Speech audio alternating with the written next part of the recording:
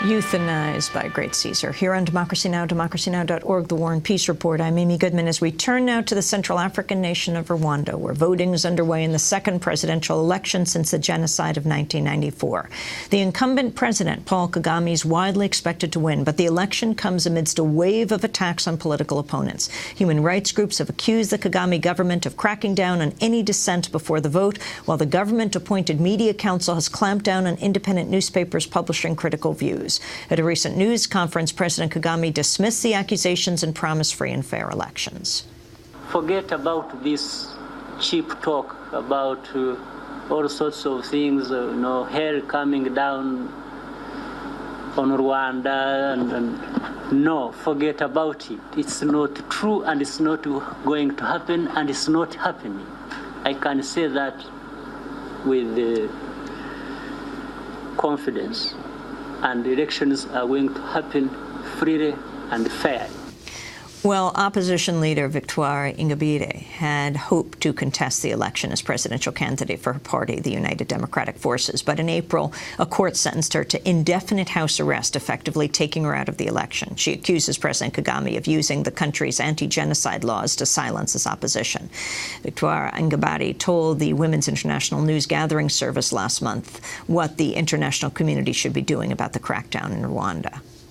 You know, I have called the international community, especially the countries backing the current regime, to realize that they are not doing a service to the people of Rwanda by supporting an uncompromising regime. It is in nobody's interest to keep on the current standoff.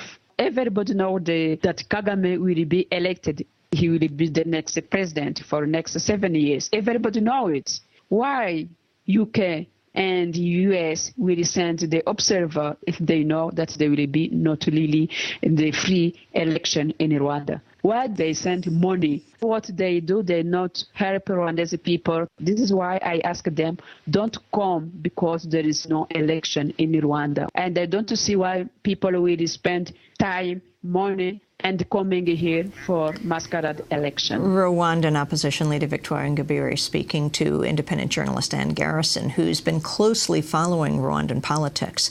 For more on today's election and the lead up to the polls, I'm joined now by Ann Garrison from San Francisco. And welcome to Democracy Now! Talk about this election day and what we know so far. Any press who report this as a real election day is a real election. Any government leaders who recognize it as such are being irresponsible. And Didas Gasana, the exiled editor of Umuseso, who fled to Uganda earlier this year, said to me some months ago, this time we won't need an apology. All the community that have been moaning for the past 16 years about their guilt, about how they turned their back on Rwanda, are doing the same thing now.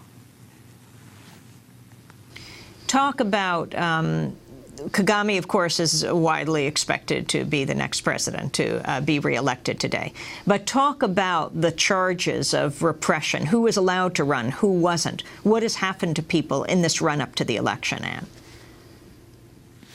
Okay, just a second. First, you used that phrase, widely expected. And I have to laugh. And I'm not at you. I really appreciate your coverage of this. But anybody who's hearing the typical sort of phrases that are used to cover an election, widely expected, may ride such and such an issue to victory, is just laughing. Because this is not an election. There are several hand-picked candidates, hand-picked by the government, and the whole thing has been staged. No one who's been following widely expects it. Everyone knows what's going to happen. With regard to the repression, there were 3 viable candidates.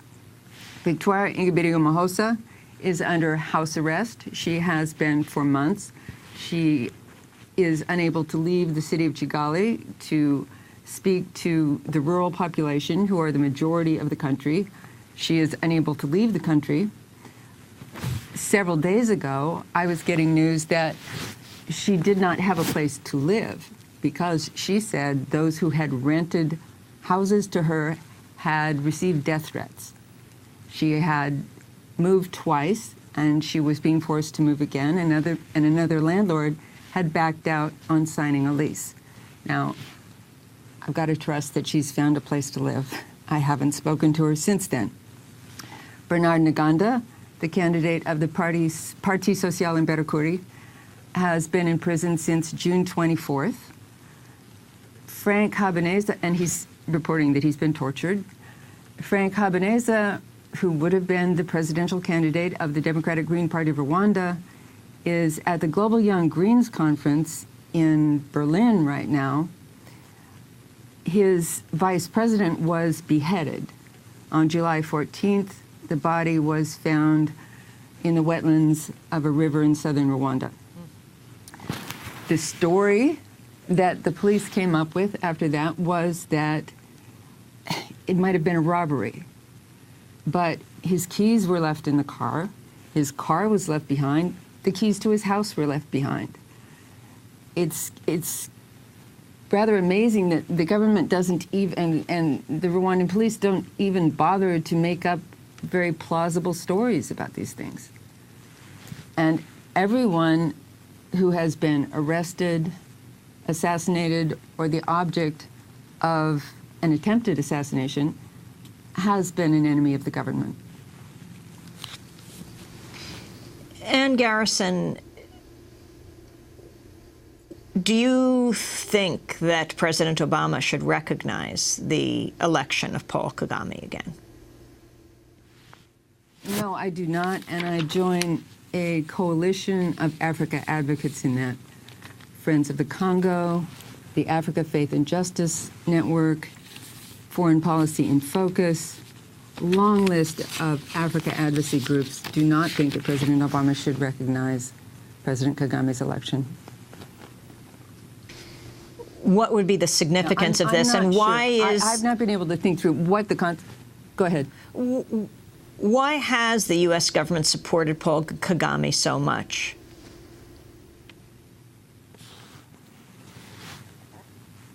Well, for one, he speaks English.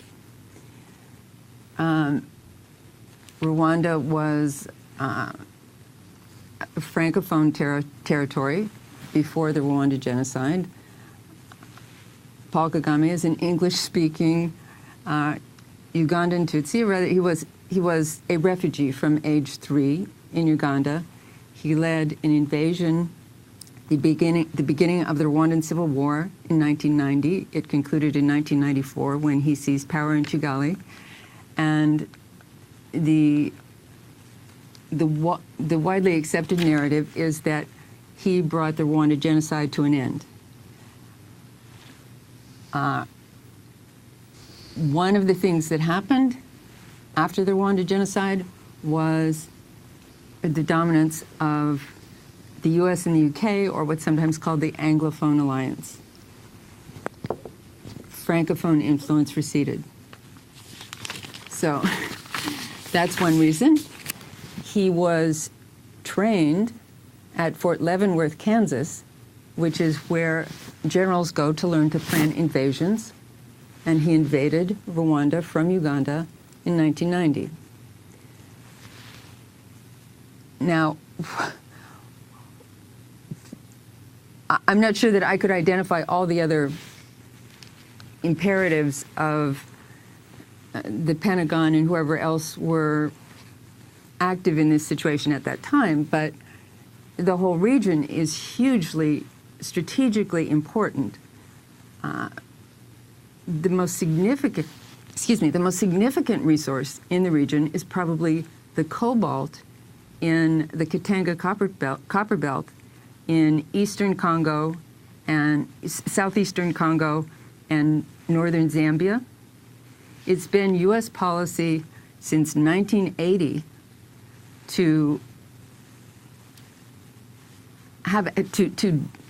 be prepared to go to war, actually, for the cobalt reserves in the Katanga copper belt, because jet fighter bomber technology changed in about 1980 such that these cobalt reserves were essential to its manufacture.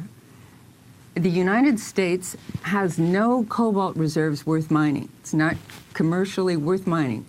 But we are the world's largest consumer of cobalt. Ann Garrison, looking at today's New York Times, they write, Rwandans have a lot to shout about. New roads and health clinics, millions of dollars of foreign investment, broadband internet, even national health insurance, a small miracle in this poor, tiny, overcrowded country where the top natural resource may be the few hundred gorillas left in its misty mountains. Your response? It's very hard for me to understand why this story keeps being reported. Now, I'm relying on the studies of various academics, the Rusesabagina Foundation, and an academic from the Netherlands who recently did an exhaustive study. And they have all said that the majority of Rwandans are suffering extreme poverty, low life expectancy, high infant mortality, visible malnourishment, 60% living below the poverty level, some 37% at something like $1 a day. And yet we hear this story all the time about the development miracle. As I understand it, this is all about the city of Kigali, and this is the Singapore development model where the majority, the rural population, is sacrificed for a tiny urban elite. And the inequality index in Rwanda has increased since the Rwanda genocide. This has been reported by a number of people. And you can find these statistics in the Wikipedia and on, the statistics that the UN put out. But we keep hearing all the time about the development miracle. Well, it's the Singapore model of development. Ann Garrison, I want to thank you for being with us. Of course, we will continue to follow the Rwandan elections. This is election day in Rwanda. Ann Garrison, independent journalist who writes about Rwanda, the Congo, and the politics of resource extraction. This is Democracy Now! When we come back, well, it's the 65th anniversary of the bombing of Nagasaki, the dawn of the nuclear age. Stay with us.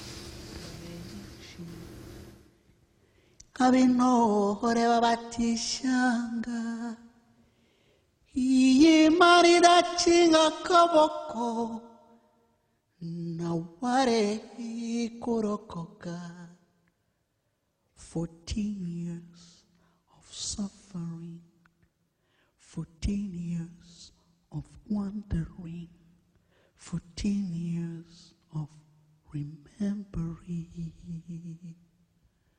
Dore imyaka 10 irashize tweboka abacu twabuze batuvuyemo